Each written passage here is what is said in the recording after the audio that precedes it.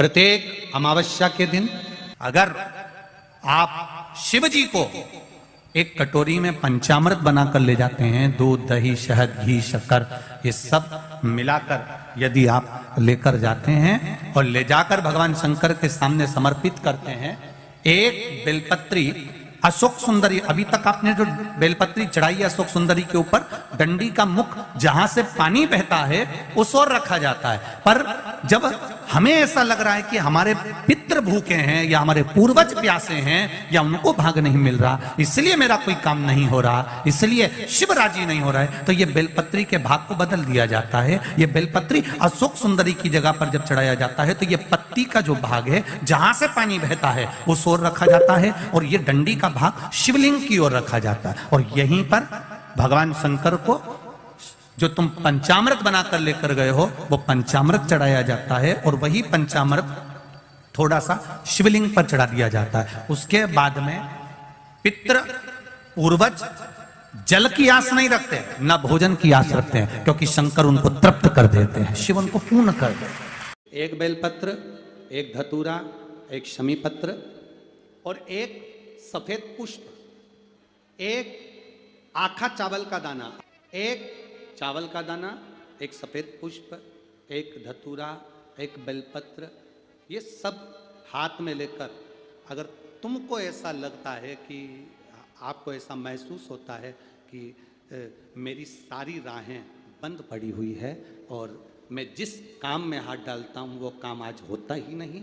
दिन लग जाते हैं, जब दुनिया के लोगों के पास में सुख आ जाता है तब भगवान मुझे सुख देता है, जब दुनिया का भला हो जाता है तब मेरा भला होता है, भगवान मेरी सुनता नहीं, सब राहें बंद है मेरी,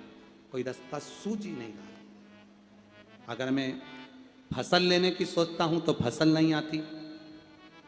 काम करने की सोचता हूं तो काम नहीं होता,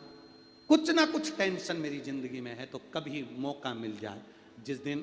तुम्हारे हाथ में ये सभी चीजें हों, बेलपत्र, धतूरा, पुष्प, शमी पत्र, चावल का एक दाना, ये सब तुम्हारे हाथ में हो और शिवरात्रि का दिन हो, 12 महीने कोई सी भी शिवरात्रि का दिन हो, उसी शिवरात्रि के दिन जिस दिन आप दोपहर में मंदिर चले जाएं या शाम को जाएं या सुबह जाएं, कभी भी, पर शिवरात्रि के दिन अपने हृदय में ध्यान कर कर और त्रिपुरारी नाम का स्मरण कर कर, कौन सा नाम? त्रिपुरारी नाम का स्मरण कर कर भगवान शिव से अपने मन की बात कहकर, भोला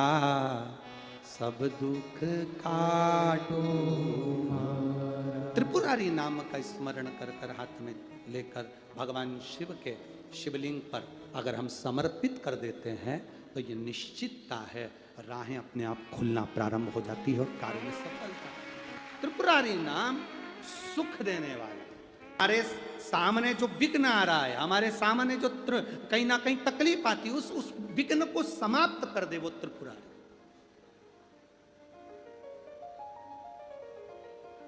हमारे विघ्न को जो समाप्त कर दे वो त्रिपुरारी। भगवान के शिवलिंग में 3 जगह ऐसी है जहां पर पुष्प या इत्र, बेलपत्र, सुगंधित पदार्थ शंकर को समर्पित करा जाता है तो रोग से निवारण होता जाता है। 3 स्थान, सिर्फ 3 स्थान बताएगा। पहला स्थान अशोक सुंदरी और भगवान शंकर का जो शिवलिंग रखा है उसके बीच में जो अशोक सुंदरी और शंकर भगवान के शिवलिंग के बीच में एक जगह खाली पड़ी रहती है, अशोक सुंदरी का स्थान पूर्ण होगा, शिवलिंग होगा, उसके बीच में एक स्थान खाली होता है। उस स्थान पर अगर जिस समय पर भगवान शंकर के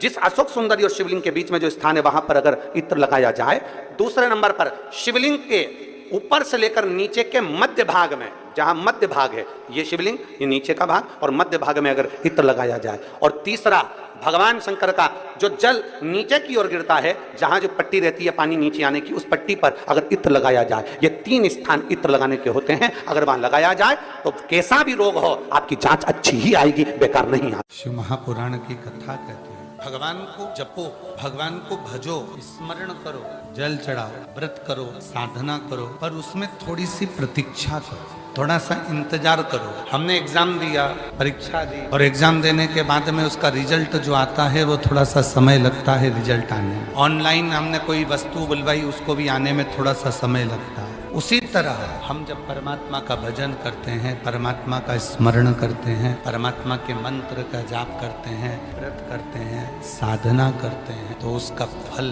प्राप्त होने में थोड़ा सा समय लगता है। दो जो पत्तियां हैं, इन पत्तियों के ऊपर एक एक शमी पत्र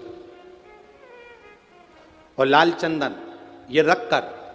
कितना भी रोगीला व्यक्ति हो, रोग से ग्रसित व्यक्ति हो, जिंदगी में कितना ही दुख पड़ रहा हो, बेलपत्र की ये दोनों पत्ती जिसके ऊपर शमी पत्र रखकर, लाल चंदन रखकर श्री